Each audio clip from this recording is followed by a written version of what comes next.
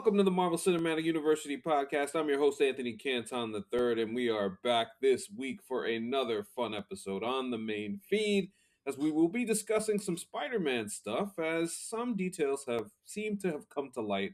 And 2 plus 2 does equal 4, it does not equal 5, so we will get into the actual factual of it all. But I know we weren't on last week, but if you are a part of our Patreon, patreon.com/MCUniversityPod, you would have gotten a bonus episode which featured myself, Jake Christie, Cam Hawkins, Rod, and our pal Tej as we talked about Blade, the original Blade movie. And you could get that episode along with our Discord and every other previous episode that we've done on the Patreon for $3. So if you feel so inclined, join the clan, have a great time. It's good stuff. And also, if you're watching on YouTube, please like, comment, and subscribe. And with that being said, let me introduce the super producer, Jake Christie. Jake, how are you?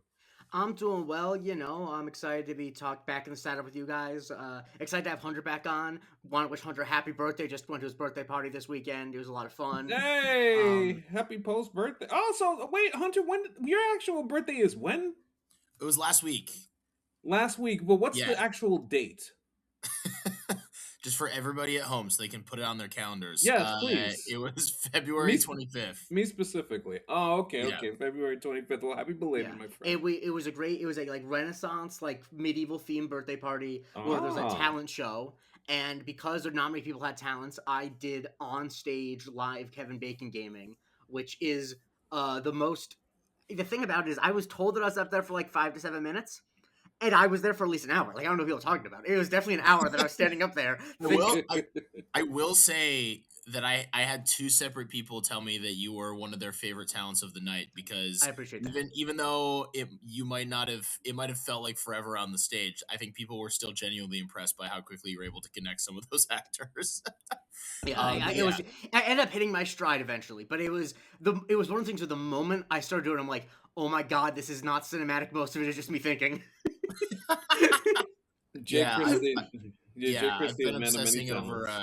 I've been obsessing over Night of the Seven Kingdoms lately. So I had like a Ashford jousting tournament themed birthday, but instead of that, instead of jousting and harming people, it was just show me your best talent on stage.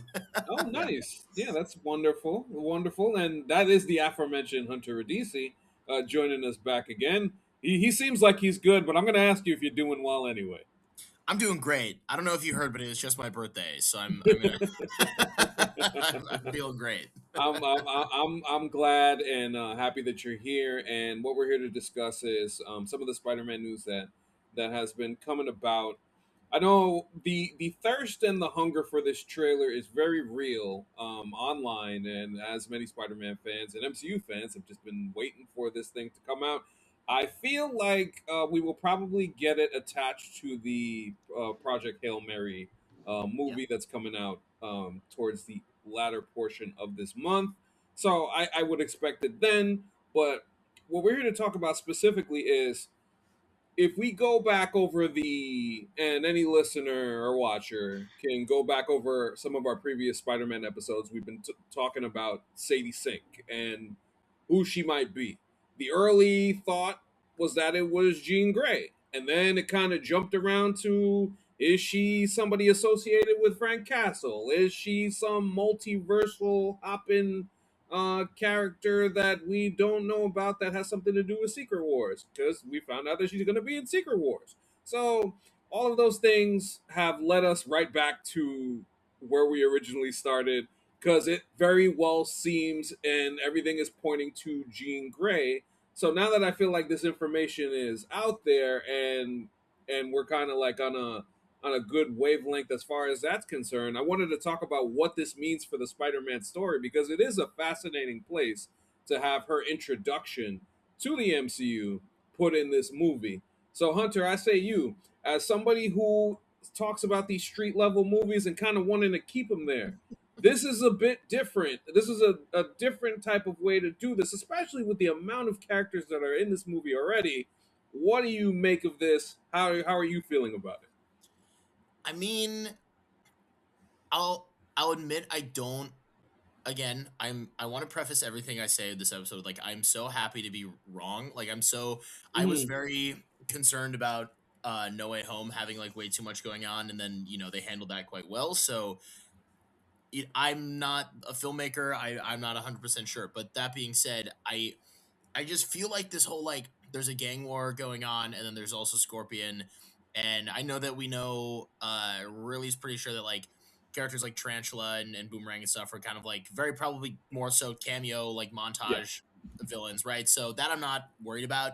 But this whole like Tombstone gang war thing mixed with there's also like the Hulk of it all, and we're hearing stuff about like Peter's transformation maybe in this movie, or dealing with powers on the fritz or whatever, and then kind of also having this like not even just like a mutant character, but one of like the mutant characters from Marvel Comics also making hypothetically an MCU debut, and presumably taking up a good chunk of the plot. I mean, I don't imagine that they would just throw her in for like a random scene unless it's a post credits or whatever. But I don't know. I worry there's a lot going on. That being said, if you're going to introduce X-Men characters in like a non X-Men solo film or like a non Avengers movie, I guess Avengers would be the next most obvious thing. In terms of comic history, Spider-Man's not the most random place to do it. Yes. I mean, Spider-Man has a long history of interacting with the X-Men.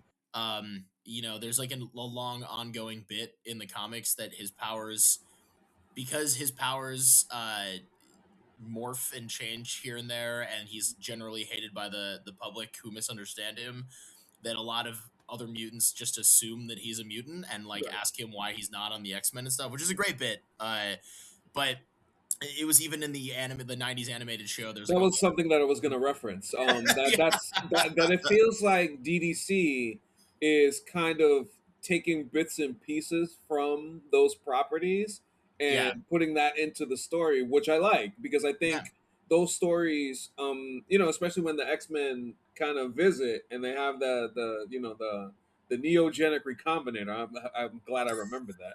That's crazy. Yeah. Like that whole storyline with the mutants and stuff like that, and Spider-Man wondering about his mutation. Eventually, we get to the whole he transforms into the Man Spider, and the Punisher chases him. Feels like a lot of that kind of coded going on. Yeah, absolutely. No, absolutely. So like, it truly like there is precedence for it, and I think it can be done really well. And also like, if they kind of take this classic bit of people think that Spider-Man's a mutant, but he's not, but he just gets wrapped up in the shenanigans anyway, and they turn that into like part of a movie plot. I don't hate that. It's just I wonder how that will mesh with like, it feels like that feels like a movie, and I feel like I can find a way to fit the Hulk thing into that. Yeah. And then like the Gang Wars thing with the Punisher and Tombstone feels like a different movie. And I'm just like trying to figure out how this all fits together like super organically. Yeah. But I mean, if they can pull it off, I love it. I think it's fun. I also like that, there's the DODC of it all, the Department of Damage Control, right? Like they've been the X-Men historically in the comics, right? There's always some government agency that's trying to persecute and kill them. And it feels like with what we saw in Wonder Man and what we've seen in Miss Marvel, that they're kind of positioning Agent Cleary and his, Department of Damage Control to be that for the MCU, which is clever. It's an interesting way to use that. They don't confirm that Wonder Man is a mutant, but it's like kind of heavily hinted that he might be a mutant in the MCU. And the idea of like the DODC targeting specifically heroes who are like more street level and have less of a global reputation that they can take out, who are potentially mutants, and them just like assuming that Spider-Man is one of them. Wait. But you're saying that law enforcement is going to go after like the smaller level targets because they can beat them instead of the ones that are like making the most impact? Because that doesn't sound like law enforcement at all. But yeah, totally. So like, I can see how that would connect and kind of like come together. But yeah, I think all the pieces are there, and I think it makes sense. I'm just really curious to see how they're gonna. It feels like there's two different potential Spider-Man movies happening, and I'm curious how they kind of organically mix together. Plus, I will also say that a lot of X-Men characters, even though the X-Men as a unit, they're going to space and they're fighting the Avengers and they're doing all these things. Right. But a lot of the X-Men characters, if you take them out of the team up setting, they do kind of become very much like street level heroes, which I've always found really interesting about the X-Men. I think part of what makes them so interesting as a group is they're a little bit less like the Avengers in that way. I want to go a little further on this, but Jake, I wanted to get your thoughts on everything that we just talked about. I mean, I just want to say I think it is so funny that when Sadie Sink was cast, everyone was like, well, she's a young actress with red hair. I wonder if she's playing Jean Grey. And then there are months and months of people speculating she could be any other character under the sun. And it's like, oh no, she's going to be Jean Grey. Like, I think that is just such a classic news cycle for comic book stuff. I don't know, I think everything Hunter said is right with, how is it all going to fit together? The thing is, I think that, like you said, how is it going to feel organic? The answer is going to be on some level it's not, because that's kind of the way that a lot of these MCU stories are told. Like, we're all big fans of Spider-Man No Way Home, and Spider-Man No Way Home is the least organic movie ever made. The things in the movie happen because they wanted to get all those characters together. But I think that a way that I think they probably can and should incorporate Jean Grey is, I think, I'm assuming that this is pre getting recruited by the X-Men, Jean Grey, and I think that they can kind of use it. I don't know. I imagine that there's a lot more possibilities I can imagine of how they would use her if she's not at full strength or full power, and more of just a friend, especially because Peter Parker needs a friend that knows that's on the same level as him. So I'm curious as to how far they go into the Jean Grey stuff, the Jean Grey's power levels in this movie, because you almost want her to be a fellow young person who's going through this shit as well, and not. She's obviously going to get to her place of being the most powerful mutant who's going to cause all this shit, but you want her to just be another young hero who has a shoulder to cry on in some ways. And so I think in that way, if you're oh, Sadie Sink's playing. If I were to say Sadie Sink is playing a superpower person who is Peter Parker's conscience and confidant, you're oh, that's fine, that fits with the movie. And if she eventually becomes Jean Grey, I don't think that's much of a problem. But I think that it really depends on how much of the story is reliant on her being capital J and capital G Jean Grey. Yeah. Go ahead, Hunter. You had something? Yeah, no, I was gonna say I think that's a great point. And I think I think there's been a lot of talk about people in the MCU not feeling like MCU Spider-Man got proper origin story. We've heard the whole thing a million times, but I think this could be a fun sort of unique way for the movie to dive into that, because I mean it's incredibly in character for Peter Parker to stumble across a young hero who doesn't fully understand their powers and is being wrongfully persecuted, and for him to sort of take her under his wing, or at the very least decide that he's going to stick around her and try to protect her, and have those conversations where he's able to relate to her, because he also at one point was just this young hero who didn't really understand what was happening to him, was trying to figure out his powers. And then with that we get a better sense of his earliest days as Spider-Man, and how he felt about all that, and kind of how that played out for him. So that that could be a really interesting way to simultaneously introduce Jean Grey and massive mutants in a way, like Jake said, where it's not really that yet, but the name brand is there. It's just we're gonna see it later, and then use that as a tool almost to be let's use this character to unearth a little bit more about Peter on a personal level, because he was her at one point. At least some of the descriptions that I've seen so far, as far as Sadie's character is concerned, is that it seems like there's a relationship with Castle first. Just based off of it, seems like him wanting to protect her, as far as the DODC probably turning into the anti-mutant militia, considering that Tramell Tillman's character is William Metzger, who is the head of that anti-mutant militia. That eventually, I'm guessing, will transfer to the X-Men. I do have to say they did a pretty good job here. At least we'll see the execution in Brand New Day, but at least using Wonder Man to kind of usher that in, and kind of show this is kind of the eventual road, and it being over something so silly as we paid so much for these prisons, we need to put people in them. It's just a incredibly on the nose situation, but it's going to turn into something else, because we've always had people, as far as the MCU story is concerned, love the heroes, But now, like with mutants becoming a bigger part of the story, we're gonna see kind of like a very meta take on a lot of this stuff and how that translates. So that part I like a lot. What do you think as far as like the Punisher portion of this? What role Frank has to play? Because there's so many avenues that they could take this. You're talking about, you said two Spider-Man movies in one, and that is so interesting because like there is so many things going on. Like the transformation stuff that you mentioned, I feel like a lot of that will be kind of like a parallel of what Peter is going through emotionally, having Mhm. kind of stayed alone this entire time over the I think it's a 4 year time jump since the events of No Way Home, and he's just been Spider-Man this entire time, and not really done anything else, and not really been involved with people. What kind of hero is he like during this time? So you have that going on, and then obviously the Jean Grey stuff, you the Punisher, the Hulk, and then you add in Tombstone and all of these street level people that you mentioned. It is such a fascinating uh, mix of pieces to put in. Yet I feel like DDC seems to have such a, the way that he talks about it is what gives me the most confidence in terms of like having the emotional handle on what Peter's story is. And that's what Mhm. excites me so much about this movie. What say you as far as the Punisher is concerned with the story and where he fits into this? Uh, well, I think, as we're talking about this and we're kind of expanding on this idea of like there's so many elements and it does feel like there's two Spider-Man movies in one.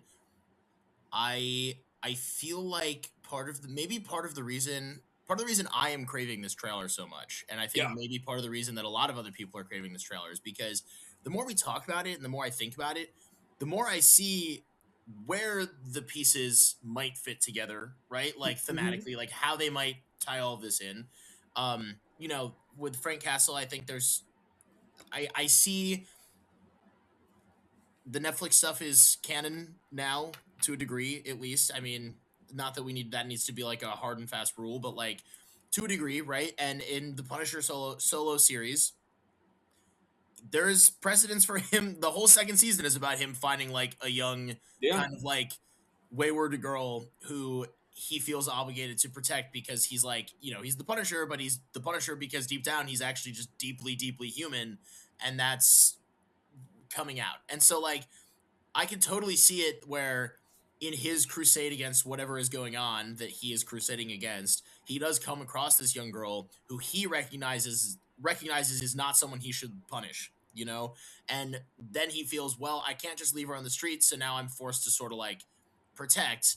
And then when she maybe becomes some sort of ward, I don't know. I don't mean to like theorize on the whole plot, but I could see that, Sure. No, yeah, go ahead. and I could Fine. see how he might then come across someone like Peter Parker who might be a better fit in terms of like Right. protecting this girl with superpowers, Mm-hmm. um and how that plays out. But whether they lean into more like the Punisher is in this movie because he's somehow Jean Grey's guardian and then he just also happens to be caught up in the gang war, Mm-hmm. or Yeah. if Punisher is in this movie because he's a really exciting force for the gang war and he's an easy way to introduce Jean Grey. I feel like the trailer, at least I'm hoping, gives us a better idea of like there's a million different pieces in this movie, Yeah, and I can see how they all fit together, but the movie can't lean on all of these pieces equally. Some of it is going exactly. to be smaller. So I'm Yeah. kind of craving this trailer because I feel like the trailer is going to, or at least, I don't know, they love to hide things in these, but I would hope the trailer gives us an idea of like what direction they're leaning on hardest. And then that gives us a Mm-hmm. better idea of like, okay, so this is in it, but it's not the focus. So Right. therefore, like this is how it all falls into place. Because I could see several ways for Frank Castle to fit into this in ways Mm-hmm. that I think are valid and cool and exciting, in ways that I think John Bernthal can absolutely do. I'm just curious to see if the trailer gives us a hint as to which one they're actually going with. Well, Yeah. mind you that before about a month before this movie comes out, we're getting the Punisher one shot, Yeah. which is Yes. supposed to lead directly into the Mm-hmm. events of this.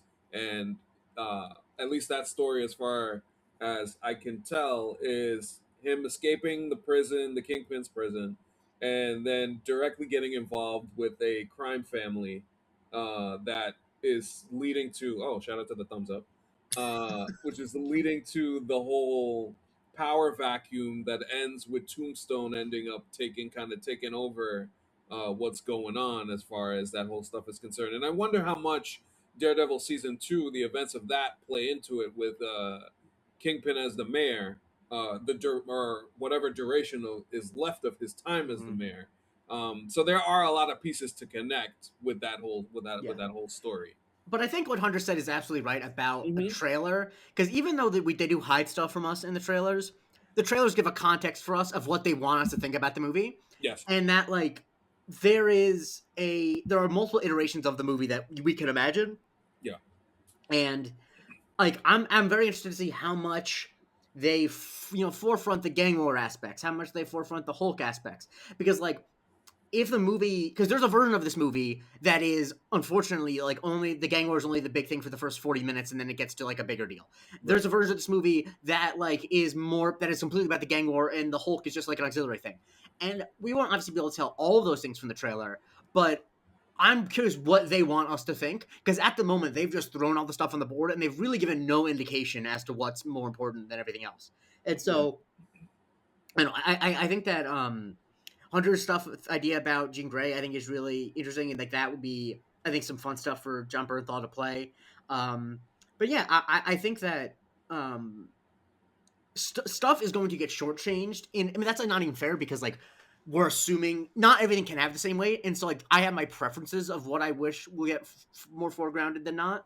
But I'm interested to see what they choose and what choices they're making a choice. Cause like the disaster version of this movie is where they try to please every master and like they don't actually pick a direction enough.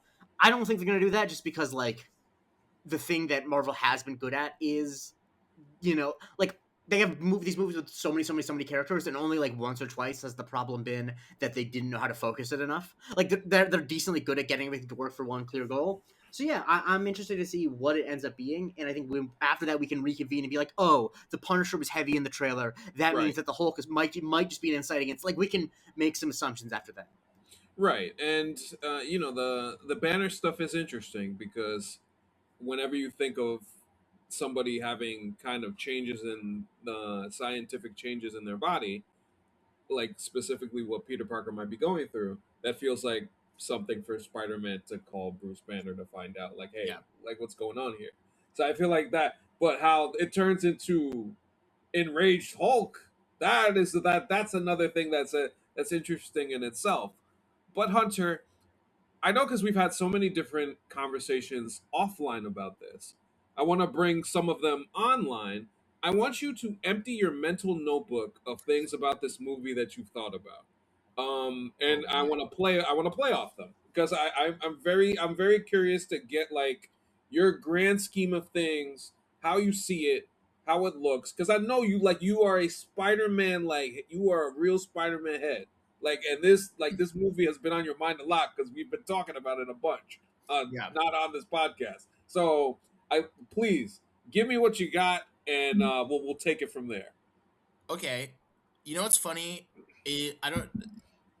Before I guess start unloading stuff, do either of you guys watch the TV show Survivor at all? No, unfortunately, no. I grew up in a Big Brother household. Unfortunately, not since the early portions of it. Yeah, gotcha. Well, maybe you don't have to have seen Survivor to know. There's a lot of puzzles in Survivor, and usually, without a doubt, like if someone, pretty much every episode, when they have this really complicated puzzle, there'll be a moment where someone feels like they've solved the puzzle.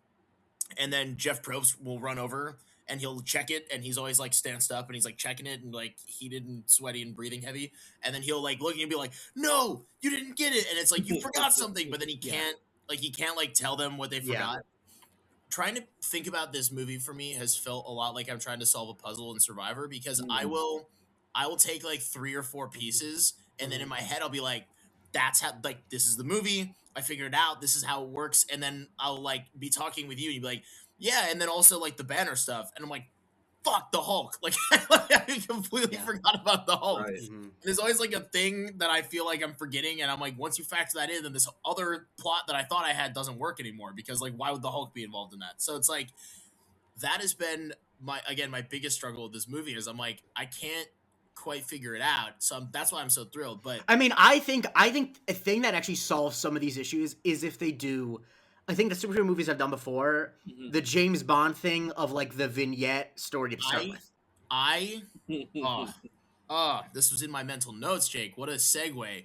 I have been saying this for years. I remember I was in high school and some of these movies were coming out, and I wrote, like, just because I was bored and nerdy, I was like we had like a 4-hour bus ride to somewhere, and I outlined like a Spider-Man, like a 6-film Spider-Man thing, and I had like a main villain. I literally wrote it.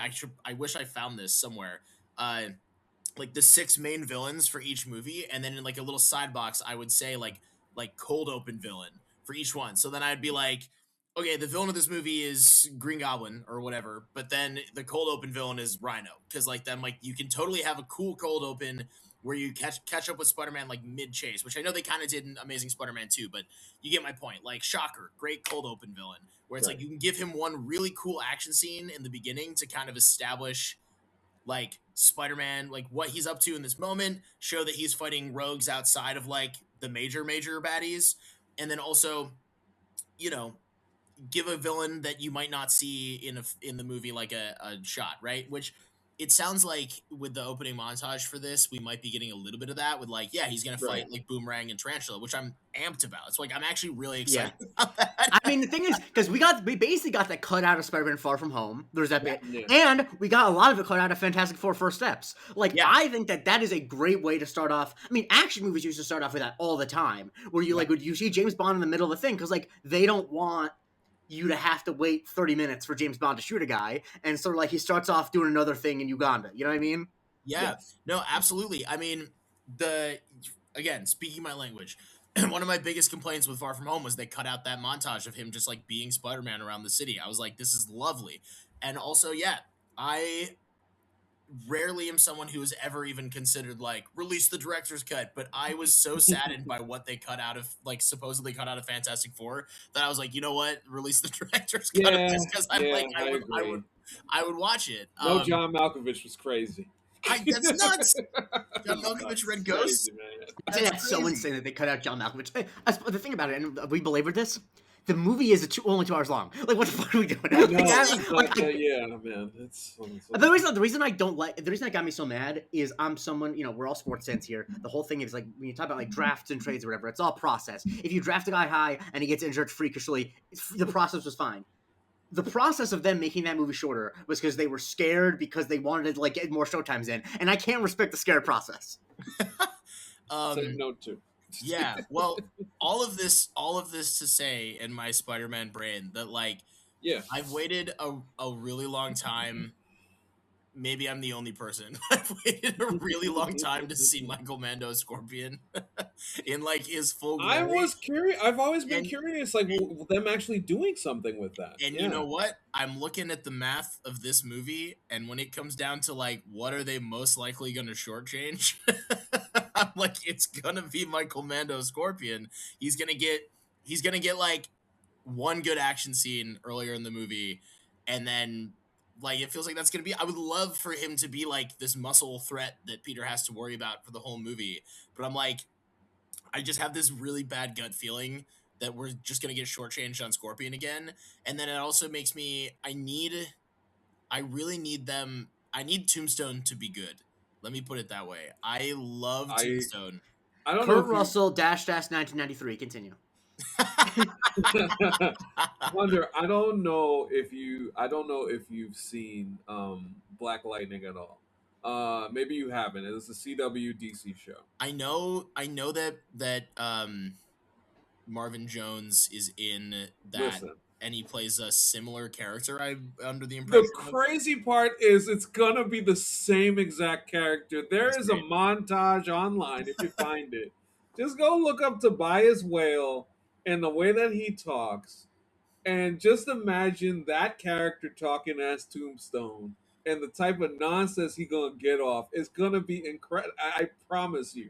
I have no concerns about this guy. I was thrilled to. I had seen a couple I haven't watched a whole highlight reel, but I've seen a couple clips of him as Tobias Rahal. I mean, listen, I was thrilled that he was cast as Tombstone. I mean, I think it's cool that they brought him back from Into the Spider-Verse, but and it's cool that honestly, like, let's be honest, it's cool that they didn't just get another actor and like give him a ton of makeup. Like they got a guy. Like that's really cool, honestly.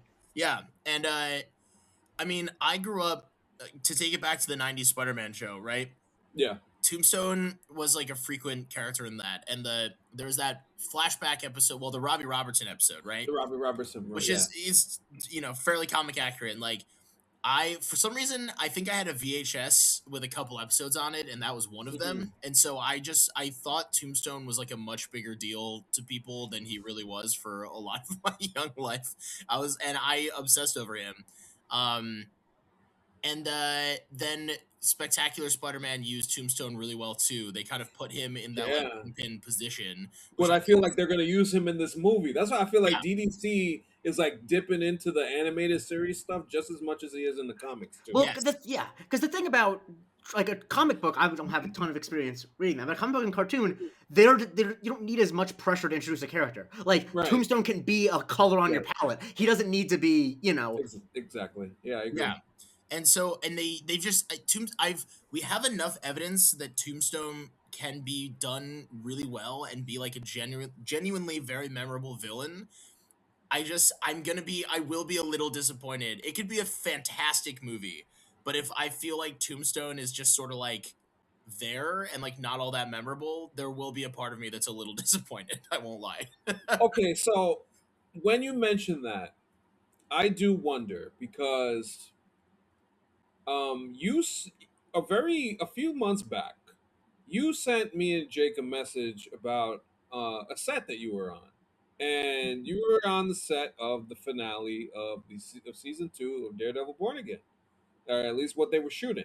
Now, obviously, I'm not going to tell you to say anything about what you saw, but I would say, just based off of some things, like I would have to assume that the power vacuum will change in order for Tombstone to be a much more relevant piece of what this gang war is, and adding him into that element, and especially as you mentioned Spectacular Spider-Man and how he was used in that, if he's used in the same exact way in this, then I feel like that translation is going to be a lot easier to do as opposed to, I mean, let's say, because as long as, this is the thing, as long as Kingpin is the mayor, then yeah, you're kind of right. Yeah. But I feel like that's not going to last forever. How long is I mean, in real life, in America life, like we have a lot of crazy stuff going on as far as people in power staying in for extreme long times that they shouldn't. However, it's comic books. So I feel like there's gonna be a little bit of an upending at some point. Yeah. I mean, also, can I bring it outside of the thing in? Sure. Fisk can still technically be the mayor in the Spider-Man movie, but Vincent D'Onofrio legally cannot be in a movie as Kingpin in a movie, so he's not gonna be in it. Right, exactly. So there's gonna have to be that portion of it too. So there's gonna have to be. Listen, I don't feel like they bring Tombstone in just to be some very lightweight type of character. I feel like he's going to play a central role in making things relatively difficult for Spider-Man and his crime fighting type of way. So again, I feel like DDC has a perfect handle on the character and the all of the chess pieces that he has at his disposal. So I'm just fascinated to see what happens when they put it all in play and what it's going to look like. But Hunter, please continue emptying your mental notebook. Yeah, well, I mean, segueing into Kingpin stuff is that I am the fact that we can't have Spider-Man versus Kingpin in the movie is sad to me as well, because obviously that's how Kingpin started in the comics. That is very much a long-standing relationship. Well, not to cut you, you'll get back to it in a second. The conversation that we have later, we'll talk about that further. Okay, great. Yes. Yeah, well, I agree with everything. There's obviously, I don't think Wilson Fisk will be the mayor of New York City in the MCU for like ever. I am curious to see how long they want to. I'm curious if the ending of Born Again Season 2 results in him like losing his status as mayor, or just like losing a chunk of the power that he has. Like, he kind of, at the end of Born Again season 1, he takes that turn into going from like, I'm trying to be like an actual legit mayor, to being like, no, I'm just gonna be the kingpin as Yeah, he mayor, just and said like fuck I'm it. just gonna accept that, and like be like, okay, so Yeah. I don't really see a super realistic way where he doesn't just like lose his seat of power at this point. But yeah, I mean, and even if he's not mayor anymore, he's still got to be around. Like, he always comes back. He's always finding a way Absolutely. to You like know, bring he's it gonna be coming after Matt Murdock till the end of time. Yeah, So but it does feel like, yeah. I mean, it feels like if the way that New York City, if they want all of these projects to feel like they are in a cohesive, shared universe, you can't have one project being like, this guy is in charge of all the crime in the city and he yeah. knows all of the 5 family leaders, and like portrayed as like anyone who's worth anything is reporting to him in the city, and then also have a Spider-Man movie that's like, this other guy is also like a major crime lord, and like, then that doesn't make sense, where it's like, how does he have any sort of territory and power if Fisk has all of the territory and power? It is No, never once if mentioned. Fisk is doing an Eric Adams impression, it's like, yeah, he's actually on a trip to Turkey for the week this takes place. Yeah. That totally falls in line. Yeah, and I've thought about that too, in terms of like, I mean, even, I don't want to get too like off topic, but yeah, like, does Marvel plan to like extend this Born Again Mayor Fisk thing into a third season where they try to do like a Devil's Reign thing and they bring in other Defenders? I mean, hypothetically, if we want to ever bring, Kind of feels like that's what's happening. right, and if they're doing that, and Yeah. despite what some people's opinions might be, if they bring back like Mike Coulter, Luke Cage, and they're going to say he's canon in the way they're saying Daredevil and Punisher and Jessica Jones are canon. Today we got the whole Finn Jones is coming back situation. Yeah. Yes. And so, like, if that's the case, the last time we saw him, he was taking a position of criminal power so that he could combat other people in positions of criminal power. And so I was like, that kind of plays perfectly into what's happening right now.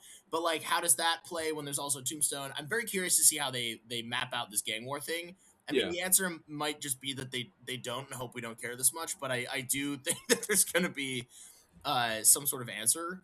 I have to say, I feel like there's been more of a, especially with the fact that feels like they're doing this Daredevil show for as long as they possibly can. Yeah. Season 3 will be shot later this year, so like they're going to continue this on. I feel like the street level portion of this is actually, there's something to be said, especially if you're bringing these characters back. If you're bringing Cage and Iron Fist back and bringing them into the mold, then I feel it has to lead to something. I just don't feel like you're bringing them back just for the sake of doing that for giggles. I feel like you have a real streamlined story, and it also plays into the Sony MCU partnership, which we'll get to in a little bit. But yeah, like that whole thing with that being changing, it just opens up the entire catalog of the stuff that you can do from a street level standpoint with every villain and character that you associate with any of these properties. I think it's just so important to finally have that. Yeah, I agree. And then Spider-Man is interesting as a street level character, because I do think, in a way that maybe they should have used Iron Fist but didn't. Yeah. He is the kind of character where like he can do all the street level stuff, but then also be the one that ties the street level stuff to the Avengers level stuff, right? Yeah. Like, he can do that because he does deal with both, and he does have this sort of like greater power level than a lot of the other street level characters do. All of that being said, I know I've spent a lot of time on this podcast talking about how I think there's like way too much going on in this movie, but if they did want to get real weird with it and have the power thing do like Six Arm Saga, they won't do Six Arm Saga. But like, I feel like that's a little too it's on like the nose. It's like too much. But if my thing is like, if they really wanted to commit to the bit and do Six Arm and do like, I think there's a world. I think this is also a little bit why I'm like, why are we doing, like, we can do gang war and Hulk mutation stuff, or we can do like gang war in X-Men, or we can do like gang war in or whatever. Because I'm like, in another world where we don't have all this going on, it would have been kind of cool if they just embraced how the MCU is like unafraid to be weird, lately, and just be like, yeah, we're gonna do the Six Arm Saga, and then we're gonna kind of do that like instead of the Black Suit Saga, where it's like another version of he's got too much going on, he's trying to figure out his powers, he's like alone in emo, and then something even more insane happens to him, and then he's got to like deal with that. Like, I feel like you can cover a lot of the same themes with that. They won't do it. I'm just saying that as they're doing the Black Suit Saga simply because the toys. No, the toys, man. Yeah, gotta get them toys. That being said, Six Arms, that's a new toy. It also, is a new toy. It is a toy. The very on the nose metaphor of he's got too much going on and then he grows more arms. I don't know. I think that it won't do it. I just wanted it to be noted that if I go to that theater and halfway through the movie 4 more arms pop out, I'm not going to be as mad as people might think. Two beers will appear in your hands, and they'll be shotgunned, and you'll shock them in the theater. Shotgun both. I'm gonna get crazy. I'll be the one like popping confetti in the back of the theater. Now, this is going to be the worst joke I've made on this podcast in a very long time. Do you think when Avi Arad was like, "We have to do the black suit," do you think he played the Will Smith song from Men in Black 2? Not yet. Black suit's going.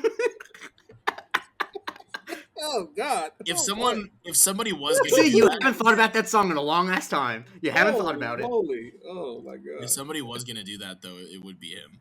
Yeah. Oh, for sure. For sure. Oh man. See? Jay got a bazooka. The thing about it is, episodes like these, I'm like, I don't have much to say. I'm fucking PJ Tucker in the corner. Like, I'll throw up a 3 if you throw it to me, but like, I'm not. You guys, I don't know these. Whatever, I'll say what I gotta say, but you guys got this one. We are definitely in the weeds, but yeah, Hunter, like I said, continue, man. Like, is there anything else? Because I do want to get to the Sony MCU thing because I do think it's very interesting. And it fits in connection with this conversation. So we'll get to it. But please let me know if you have anything else that you want to throw at me. I think I maybe have you're a little bit more connected to the like words on the street than I am, like breaking wise. But I could throw some at you if you want. I mean, totally, you can. That'd be cool. But I was gonna say I don't. Yeah. I feel like I've heard nothing about like MJ and Ned outside of the fact that they're like in it, and I assume that they're gonna have much smaller roles, but I'm just sort of like I don't know. That's like another thing, right? Where I'm like, okay, well then how do they fit into it? Well, I mean, the biggest thing that I've heard about MJ is that she has a boyfriend in this one, and that's what kind of snaps Peter. I mean, listen, man. We gotta do Spider-Man struggle life. It's a part of the deal. Like it's gotta be struggle life. He gonna see her with him, and it's gonna be rough. I mean, this would be a fun way to bring back Brad from Far From Home. I know. No, you know what'd be funny though? They need to get like another 5'7" white guy because she doesn't remember Peter Parker, but it's like, God damn it, he looks exactly like me. You know what they do? Fucking Asa Butterfield needs to play her boyfriend. She has a boyfriend, and it's Harry Holland this time.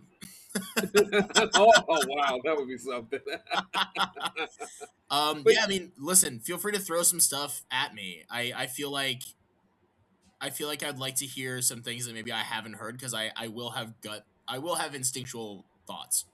So the biggest like outside the box thing that I've heard recently was the idea that, wait a minute, if Jean Grey's in this movie, then there has to be somebody else that's like not too far behind, and we'll just basically go with the season that this movie will be released.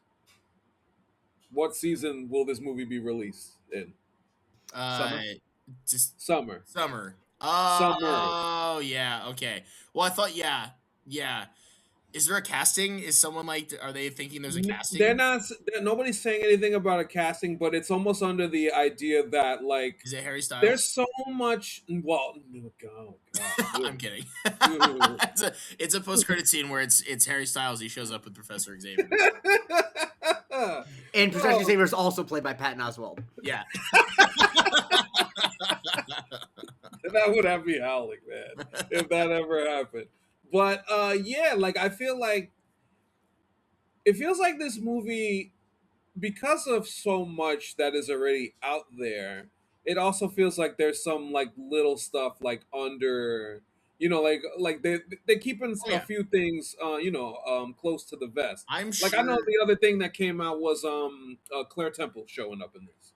Oh my god, I would go. I would. That's another. I would also shotgun if Clark Temple shows Because up. they said they're recreating the Civil War comic page where Punisher brings in a broken down Spider-Man, Sick. beat up Spider-Man, and in this case he's bringing him to the hospital for Claire Temple That would to be. I mean, help him that'd be out. great. The thing about it is like this. So much as I've talked so ad nauseum over the years on the show about the promise of the MCU and how Yeah. contracts and bullshit don't allow it to happen. But it's like the promise of the MCU is if Spider-Man's gonna get hurt in a movie, oh my god, there's already a character who's a nurse in New York. We get to see her. Like that's Yes. the promise of what's so fucking cool about this as an idea. But it Yes. never really happens. So it's like, well, they have an 8-picture deal and it'll be a waste to use. Like, no, they just have Claire Temple in it. Yeah, you might as well do. Yeah, might as well just do it, man. Like that's another one that I've heard.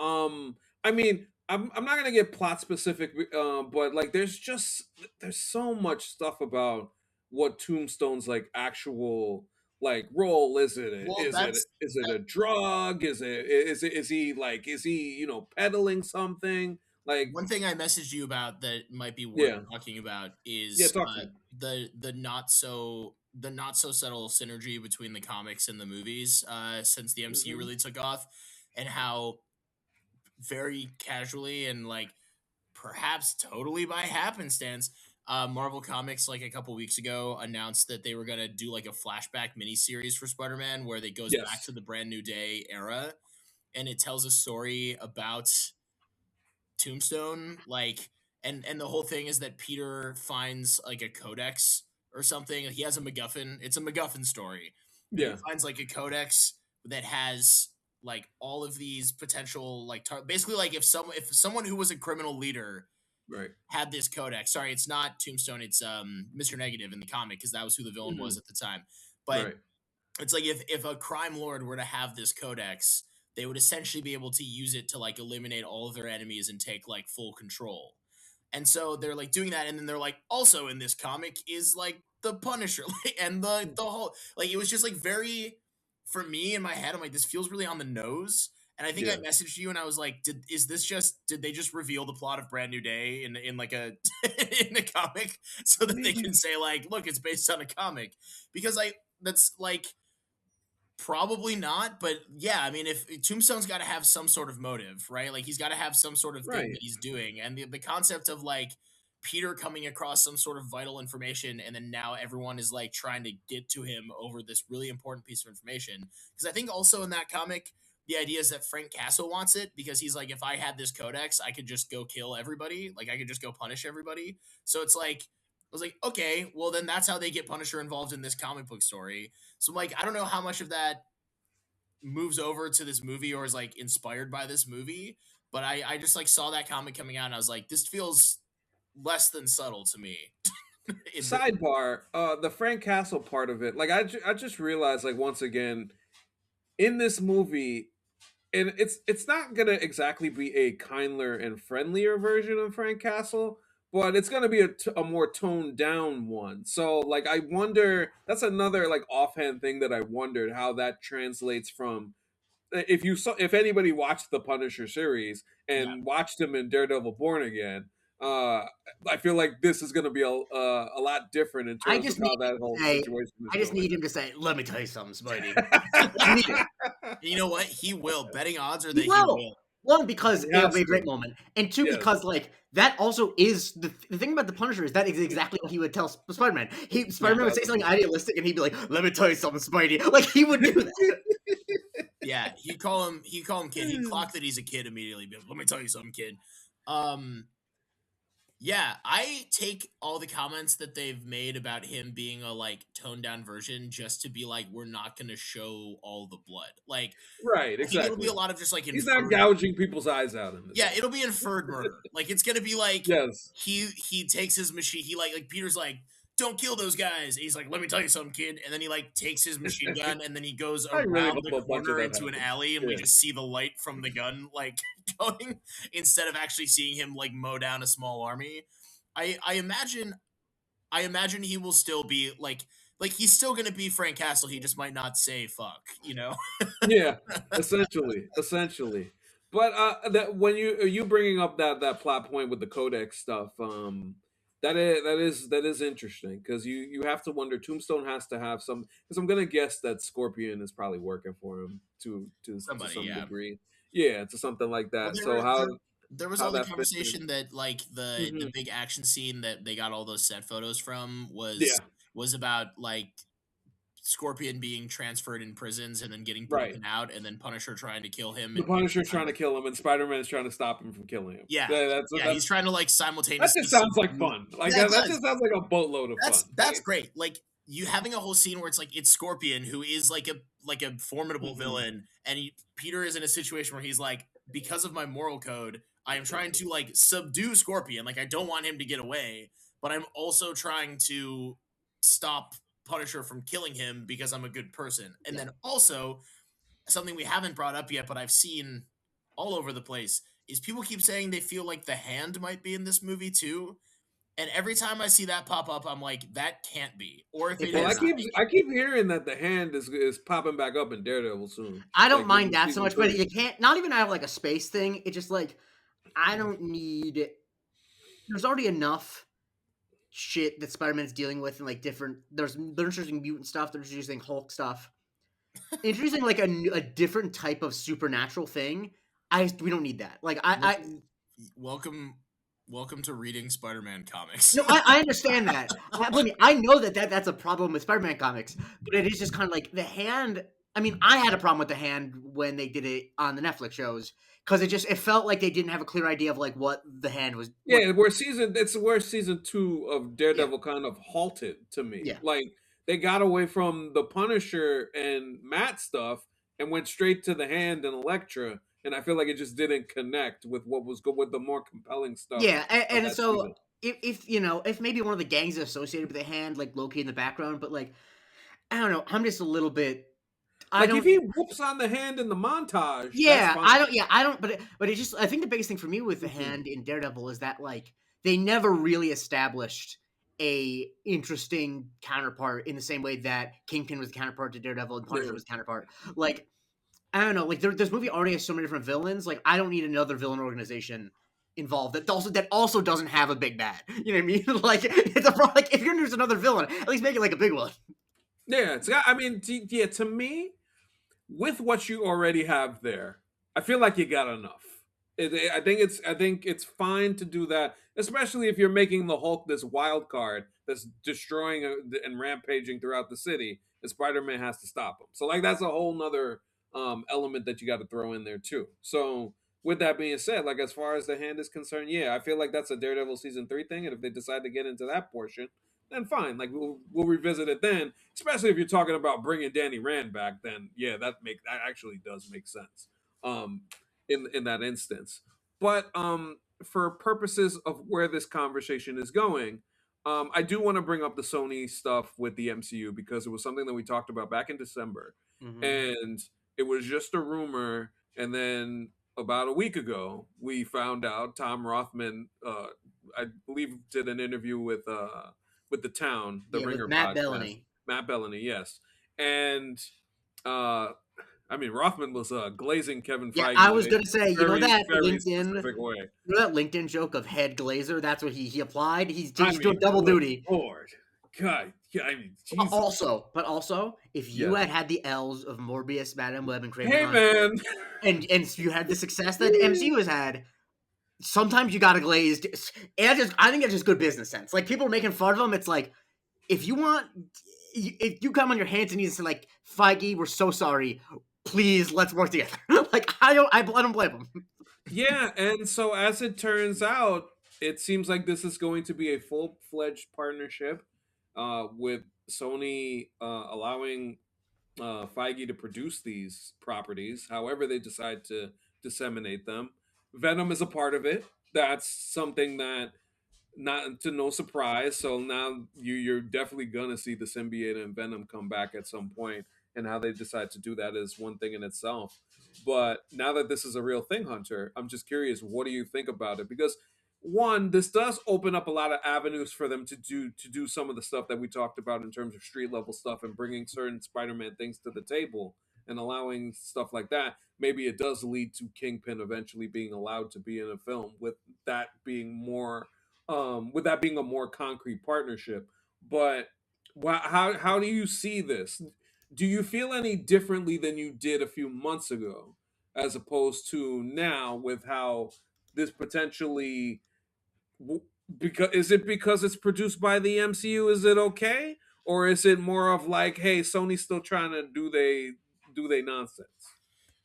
It's okay if if like Morbius and the Craven movie are like not a thing anymore. Like Yeah. I can't. I'm okay with this idea that like Sony is gonna be like, we're gonna do well, you guys do all your Avengers stuff, we'll make Spider-Man character specific movies with your guidance. Yeah. I think I'm okay with that. I think that that could be fun. I think that there are ways that could go really well. But I'll tell you, I don't think it'll go well if they're gonna try to maintain, like, if they're like Jared Leto Morbius was very much a thing, and we're gonna now try to tie that into the MCU. That I'm not cool with. I don't need. I don't. This Whatever. is by the way, this is a reboot, a full Yeah, reboot. they're doing a full reboot. Yeah. Okay, fantastic. Because that version of Rhino and Craven the Hunter cannot be allowed to stand. Oh, I saw. Really, one of the most outstanding things in history is, and I'll have respect for that actor, Alessandro Nivola, forever, because he was also in The Brutalist, which is one of the big Oscar movies last year, which is a masterpiece of a movie, and he has a beautiful performance, like a really, like, and it's also like a really kind of angry, like an amazing performance in it. And someone tweeted at him, it's like, Mr. Nivola, I have to compliment you. I don't think I've ever seen such a great performance and such an awful performance from the same actor and the same box office weekend. And he just retweeted and said, "Thank you." That's so funny. I feel very strongly that I think it can work. But I think they need to be more careful about who they're doing it with.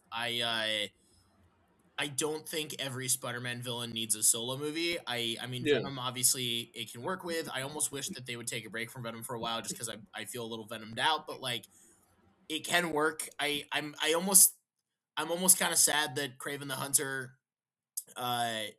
already like got a movie before this reboot, because I kind of think it can work with Craven, just not the way they did it. Ryan Coogler asked. He asked, "Can I have Craven?" They said, "Nah, because we busy using." I mean, I think more than anything, I think what needs to happen is, I think that with these superhero, with the appetite for superhero movies is clearly not at its peak. You know, we're not going to get, I think, with Venom making $1 billion on its own again. I don't think. Right.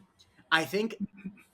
I wonder how it's going to happen. I just don't think that there's the public appetite for Sony Spider-Man movies that upfront have nothing to do with. They can't do that what again. They did before. Yeah. Because I think one of the big things I think that's underrated about the success of the first Venom is, I think that a good deal of the people who went in to see the first Venom movie assumed that it was part of the MCU. You know what I mean? Like, I think that and that's not everything, but I think that the moment that these event movies feel inessential, like, so I think that there are ways to make these movies, if these movies have smaller plots and maybe have, even if it's not villain based, like, you could probably, I'm sure you can find like Spider-Man protagonists that are like side type characters. Oh yeah. As long as it's like somewhat related to the MCU.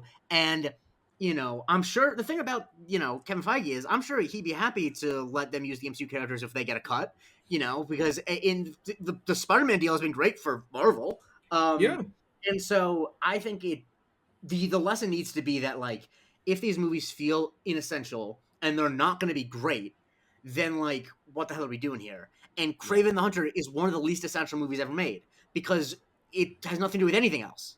Right. But I think what's interesting about that, and I've thought about this a long time ago when they first announced that movie, was like, if this was a different timeline and that other movie didn't happen, and you make a Craven movie with the promise that like we're making this kind of like smaller scale Kraven the Hunter movie that is almost more of like a character study on this guy. Like it's like an origin, whatever, with the promise that this movie is coming out. You will get an idea for this character. You'll grow attached to this character. You'll feel for this character. And then the next time you see him will be in Spider-Man 5 where we adapt Kraven's Last Hunt. So it's like, and then you can more accurately adapt Kraven's Last Hunt where he's like been around for a minute because you have this other movie where he was in it without making him the villain for like 3 Spider-Man movies to make it feel like it's viable. Like that's an interesting way to use it.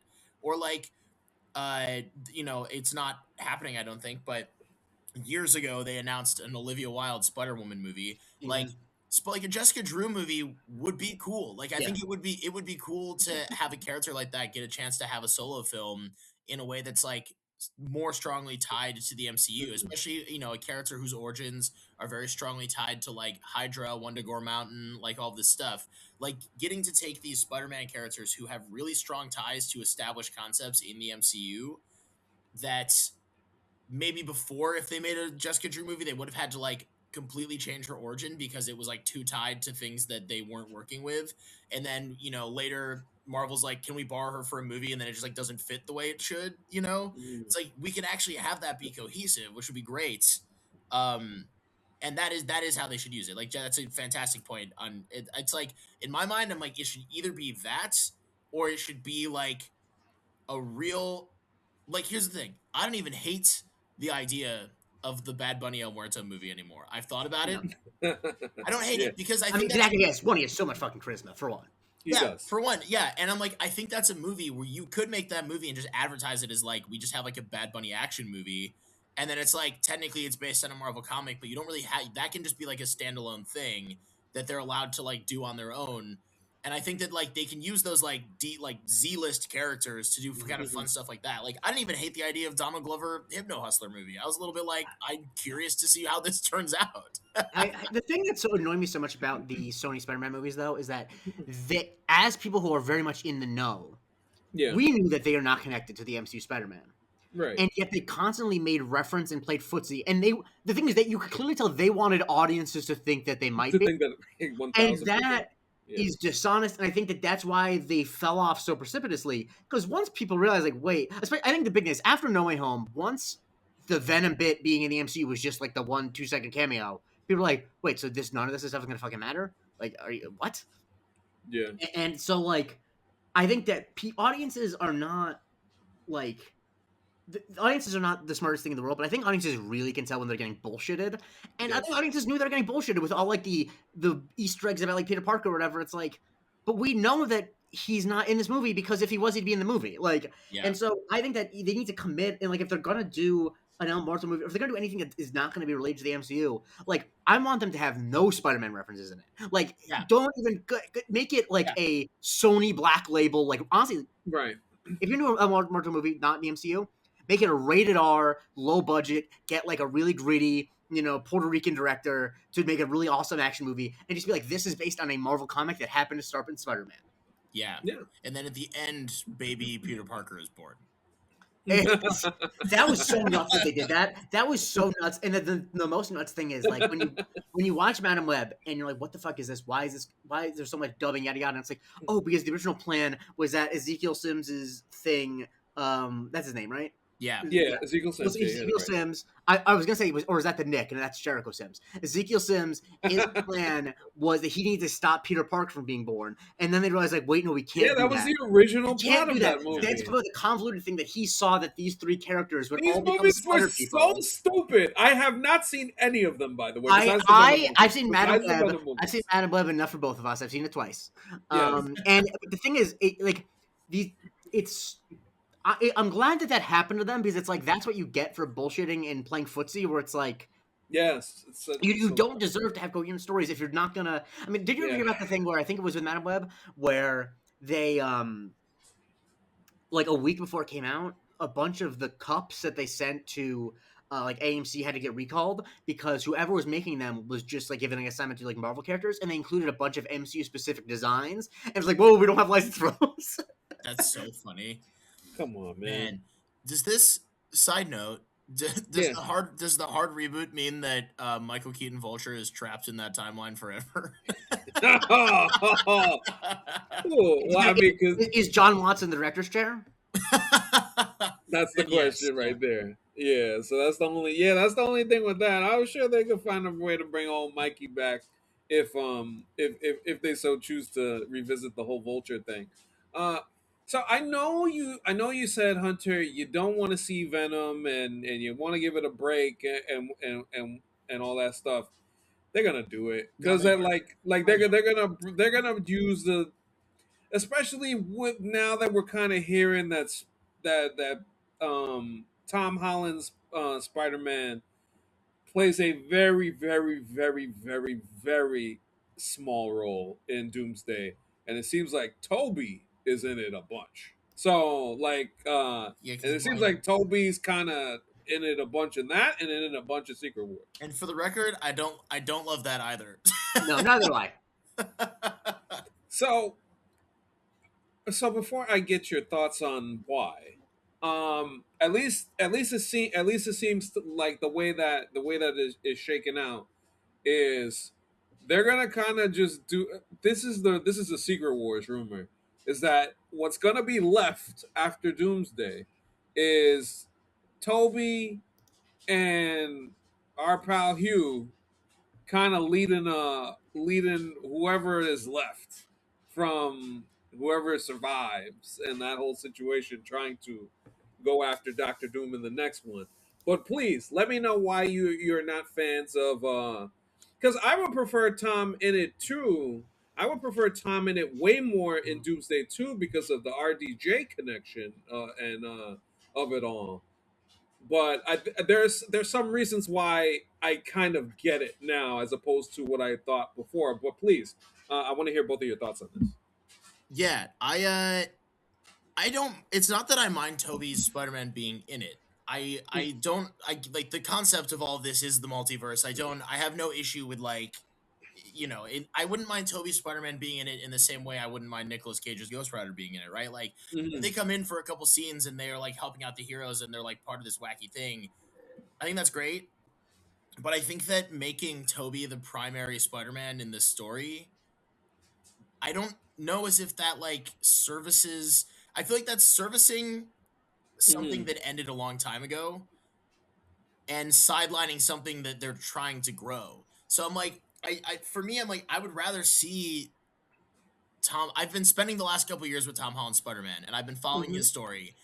And he presumably has more movies coming out after Secret Wars and Doomsday, and I would rather see like him in these situations and him like how he deals with this and how this impacts him and how that leads into his like continued growth in the overall MCU in the same way. And like as much as I don't super want Venom stuff happening again, right? Like the original Secret Wars event, Spider-Man was a central character, but it was the main universe is Peter Parker, and then he encounters the alien suit, and that leads to like major character growth down the line. Like that experience shaped an entire decade of Spider-Man stories, which I think is really interesting. And I think you take away the potential for that with like the current, like what you're doing currently, in a way that feels almost and again, happy to be wrong, but in a way that feels a little bit like, does Toby really want to be there? Like, I get it's like, okay, maybe we're gonna give this version of Spider-Man closure, but that's not even like the only. That's what it feels like to me, to be honest. Yeah, it does, but he's not the only former version of Spider-Man that like you could give closure to, and it's just because he's like, there's a nostalgia based. Like a lot of people have felt like that version of Spider-Man got shortchanged and that he deserved more movies, and like Raimi's Spider-Man is like so iconic for a whole generation, but it just kind of feels like, I don't know. I don't need that version of Spider-Man to have some sort of like dimension hopping adventure to close it out. That just feels almost like too fan servicey in a way where they were like, well, the previous generation of movie makers never found a way to get Hugh Jackman Wolverine and Tobey Maguire Spider-Man in the room at the same time. So we're going to do it now for you a decade later. Very much part of that. Yeah, because that's exactly what it is. And they're like, we're going to do this now forever later. And it's going to make us a crap ton of money because people are going to want to come in and see it. But I mean, for me as someone who just, I think the fan service stuff is cool, and I'd be lying if I said I didn't get excited about like the visual of it in my head. But as someone who, at the end of the day, gets most excited about like narrative, not to sound like a loser, but I get real amped for some good How stories. dare you not want fan service? How dare you not want a bukkake of fan service? I get real amped for some good That's stories. certainly a way to describe fan service. That feels like did I puppeteer you saying that? That definitely does not sound like an AC line. It really isn't. I don't know where that came That does from. sound like a great. That's me being around Jake too long. Oh yeah, Jesus Christ. That does sound like a great podcast title, though. If you guys ever, like, yeah, bukkake service. Yeah. The first podcast to get banned from RSS feeds on Title alone. But no, the thing is, oh sorry, Hunter, I didn't realize you weren't. No, that I was wrapping up. Please go ahead. What it feels like is, the phenomenon, and I don't know if this is a phenomenon outside of rock music, but I think it is with pop music, where rock bands will like, and I was just looking up examples of the years, like Ozzy Osbourne, who just recently passed away, went on his first farewell tour in 1992. And he did like 17 other tours after that. And it's like, it ruins the Peter Parker's, the Peter's coming back for No Way Home. Like that was the farewell, that was the thing. Yeah, and like, well, are there versions of them coming back again that I'll enjoy? Of course there are. Like I'm not, but it feels narratively unearned because it wasn't earned to begin with. They did it because they wanted to give the closure. And like, yes, was it the perfect closure? Like, no, they didn't give full closure for a storyline. But like, unless the thing is, it was enough. It was emotional closure. And I feel like what fans want these days, and this is a show I love, but I feel like every fan wants every character and everything to end with the ending of Parks and Rec, where you see the end of everyone's life 50 years on. It's like, without that doesn't mean they don't have closure. Like, we know that Peter Parker Spider-Man, that Tobey Maguire Spider-Man is fine. He made his emotional peace. He's still with MJ. That's closure, actually. We don't need to, like, see his world to know that it's closure. Especially, like, I think back on, they were doing the interviews around the time No Way Home came out, and Andrew was a little bit more interested in having his version of Spider-Man comment on, like, things that have happened to him since the end of Amazing Spider-Man. Obviously, they don't dive into it, but, like, his version of Spider-Man is a little bit more, like, ready to talk about what has happened in his timeline. And I remember, not even Tobey's Peter Parker, like Tobey specifically was like, I was not at all interested in delving into like what my Spider-Man has been doing since Spider-Man 3. Because even Tobey Maguire was like, I just don't think that's why I'm in this movie. Like, I don't think that's what needs to be happening.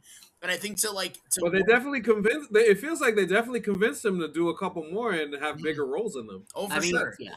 It just feels, it's a Jake. I agree with Jake's point. And then to go from, it being like, we're here for the farewell tour and, really the focus is on the current Spider-Man, but we're here to like back him up, have some like cool fan servicey moments and then move on. And then 180 that to like, I am now the main character of an Avengers movie is like, it's just, that's a crazy thing to do. Especially given that his lunch got eaten by the other Spider-Man. I mean, it's like the fact that he was not the most compelling. Like, that's also the problem too.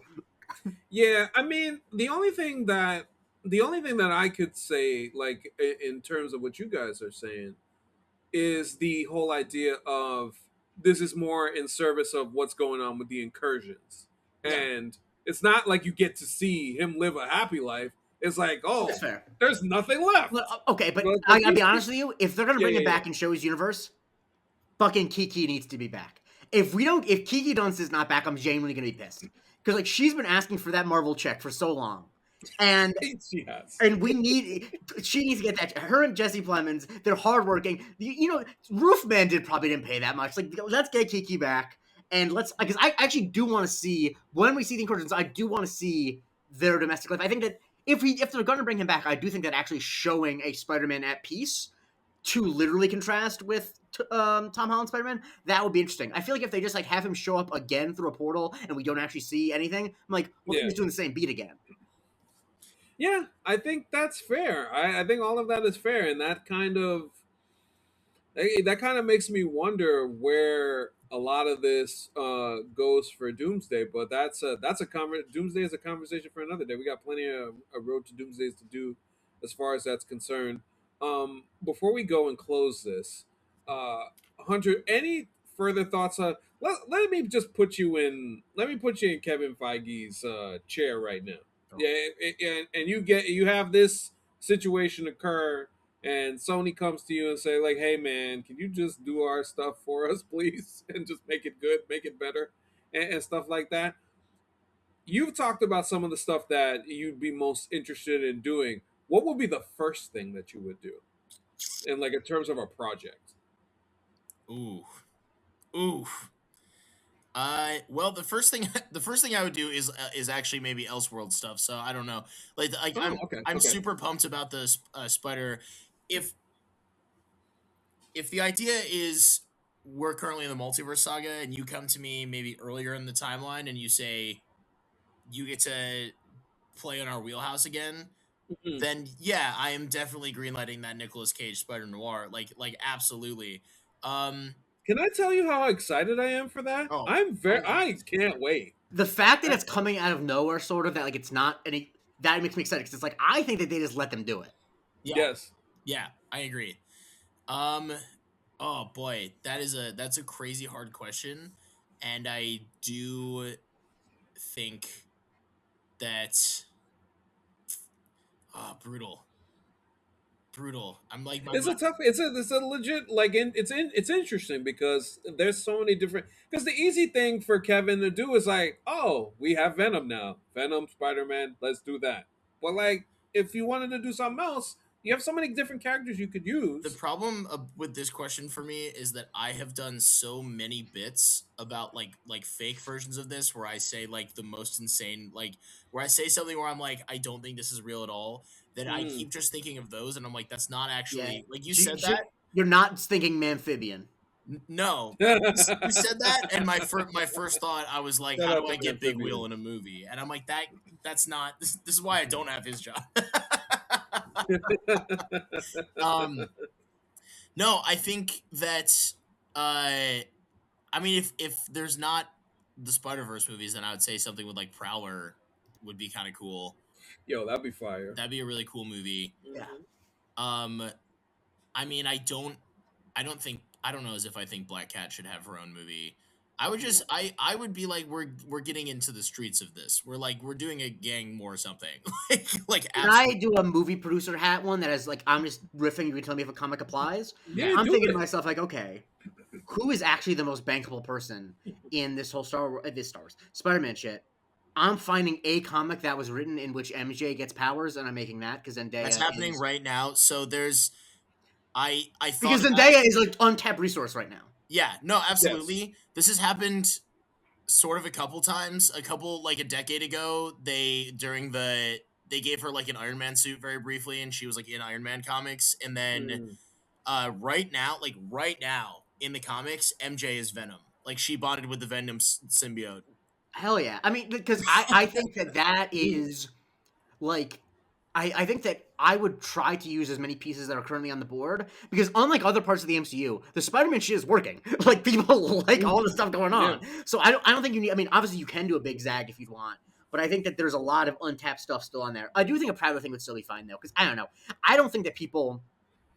I personally I don't think that people are the thing that they think about with Spider Verse is the Prowler stuff. I think they think about with the first one they think about Kingpin and Doc Ock, and I think with the Yeah. second one think about the Spot and all the multiverse stuff. Yeah, Yeah.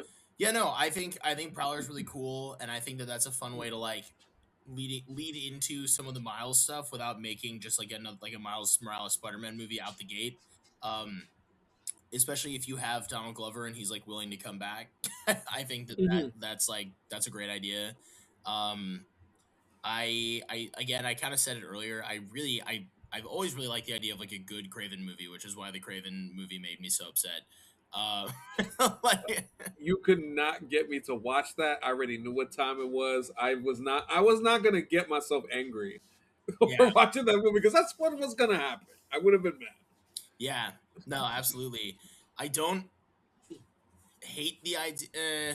I don't hate the idea of a Sinister Six movie like they toyed with forever ago, where like Spider Man's in it, but he's not. Man, they try to They get that tried one off the really ground. hard. They try so hard. I Oh don't my god. I don't hate the idea of that either. I mean, I think it'd be fun to do like more, I don't want to say niche stuff, like more what do I want to say? I don't know, like experimental stuff. That's not even really the word I'm going for here, but like maybe like I would utilize. I'd be like, can we get more Spider-Man stuff like on Disney Plus? Like, I'd be like, can we get like like an Yeah, MCU like Disney Plus series if that's what we're still doing, or can we do like a special presentation that's focusing on it like I introduces could already Oscorp. tell you a couple of those that I want. Yeah. Alistair Smythe. Yep. Um, give me Norman Osborn's intro, Yeah. like the new one, whatever they get to that.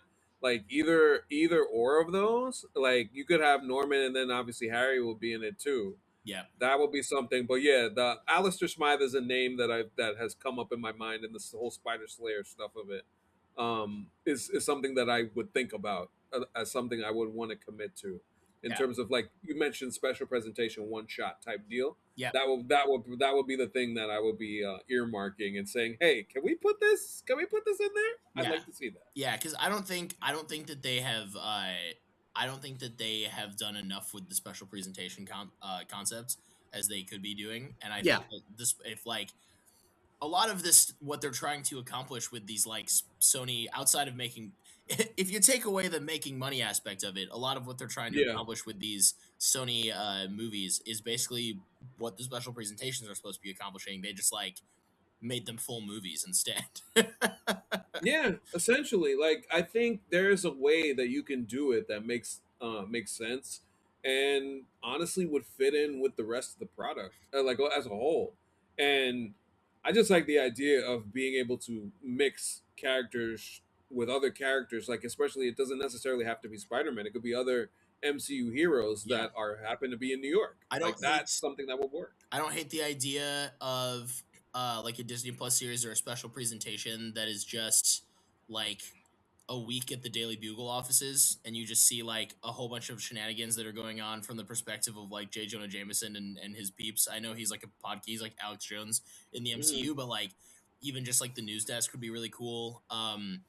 I don't hate. Well, that's kind of like the Jimmy Olsen thing that James Yeah. Gunn is doing. Yeah, which is a brilliant idea, by the way. It's a great idea. And I mean, Yeah. you already have, and Gary Rice is talented. Mean Girls 2024 notwithstanding, it's I mean, speaking of Jameson, I do not at all. Oh, we got there eventually. I thought of this a while ago. I think that I always thought it'd be really cool to make like a John Jameson Man-Wolf movie that that ties between the like Spider-Man world of it all, but also like makes him sort of the cosmic hero that he is in the comic, because he's like really tied to like high evolutionary stuff. So did you see ever? He's not really tied. Sorry, my brain would be to tie him into some of the high evolutionary stuff. I don't know if you ever saw Spider-Man Unlimited, that cartoon from the late '90s, early 2000s. I saw. It's so funny. It's been popping up on the internet in the past year. Yeah. So I've seen highlights of it. Like it starts with Venom and Carnage, and they're on some plane, that's some ship going to a different planet. The basic premise of that, it only lasted one season, I think, but the basic premise of that series is it was sort of like what if Spider-Man but space, and so they had Peter Parker is like fighting Venom and Carnage, and then in sort of a reversal of how the symbiote gets to Earth, he ends up stuck in a rocket ship that's going to space, and it's because like John Jameson is also going there. It's a whole thing. Point being, he ends up on a rocket ship, and he ends up on essentially like the planet from Guardians of the Galaxy 3 with all of the manimals. Okay.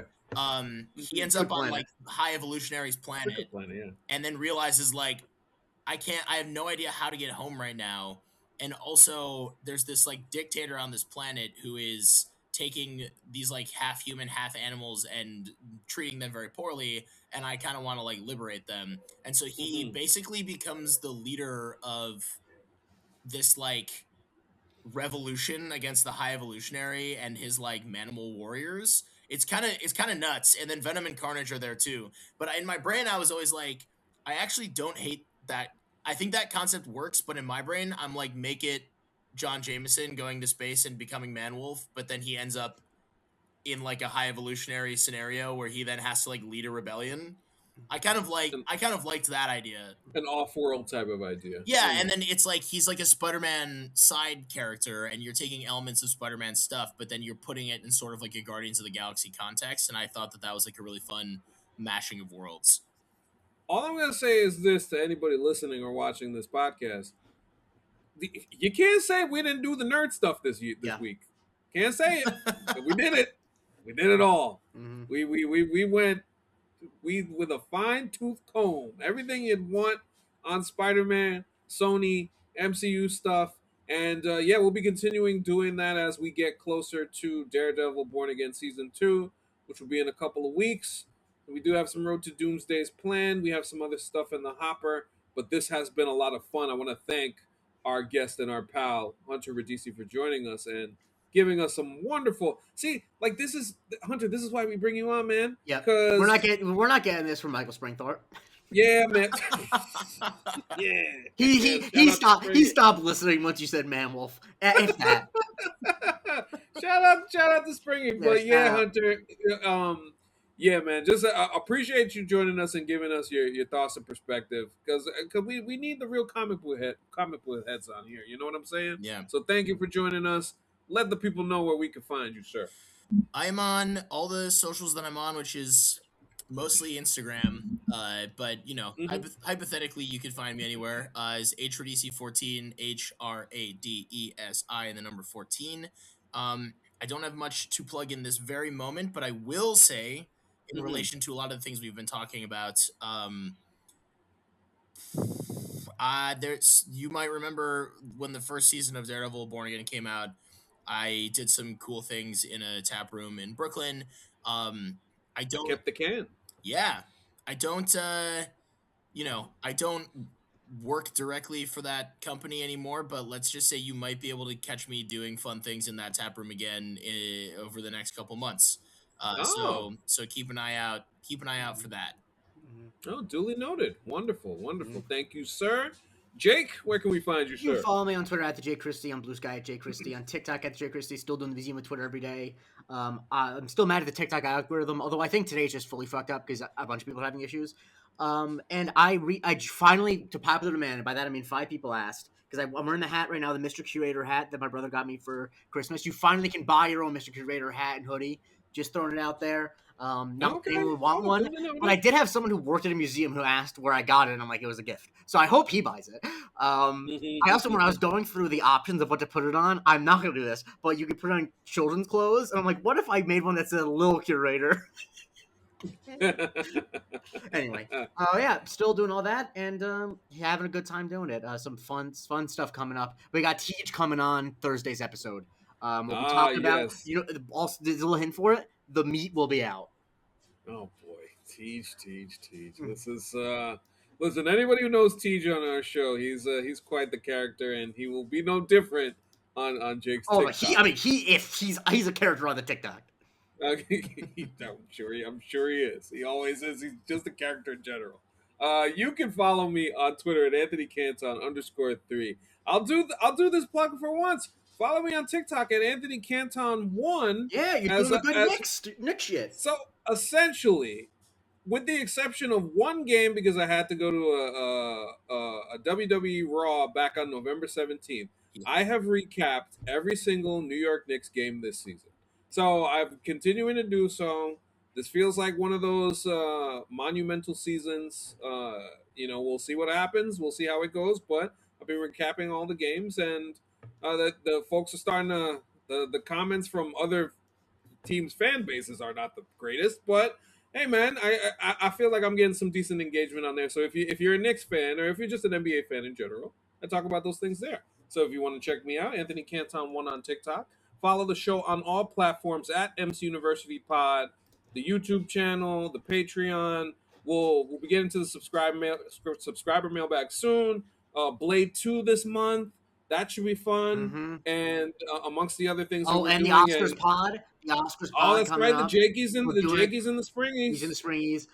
Springthorpe. I think I told you he told me that the songs are finalized, so it's very exciting. Oh boy! Honestly, it's one of those things where you hate to ever say that he did a good job, but like they're good when he does it. Like the song parodies are good. And you don't want to give him that encouragement, but it's a good thing he does. Yes, and so like I think in terms of movie analysis, you will people who actually do the work in depth. Jake and Michael Springthorpe are as good as it gets. So when that comes out, make sure you're locked in on the Patreon for that. And any other random thing that we decide to do on there, of course, as I mentioned. And thanks for everybody for listening, supporting, and watching. We will be back as soon as possible on this program. So for Hunter Radesi and Jake Christie, I'm Anthony Canton III. This has been Marvel Cinematic University, and we will talk to you next time.